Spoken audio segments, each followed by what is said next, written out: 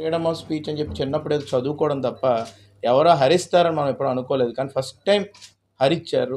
దాన్ని freedom of స్పీచ్‌ని express చేశాను. నేను ప్రజలు బయటకొచ్చినప్పుడు, "సార్ నాకు అక్కడ ఓటేసాను. నాకు మనస్ఫూర్తిగా ఉంది సార్" అని చెప్పి మీరు నమ్మరండి, నిన్న నైట్ ఒక అబ్బాయి వచ్చాడు. "ఎక్కడి నుంచి వచ్చావు" అన్నాను. "లండన్ నుంచి వచ్చానన్నాడు." "లండన్ నుంచి రావడం ఏంటయ్యా?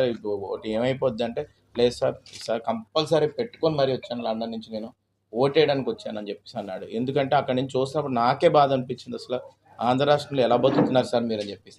కాబట్టి నాకు ఈరోజు నేను ఈ 84% ఏదైతే పోలింగ్ పర్సెంటేజ్ అనేది కనబడుతుందో, ఇది టీడీపీ గాలి వేస్తుంది అనేది క్లియర్‌గా కనబడుతుందండి.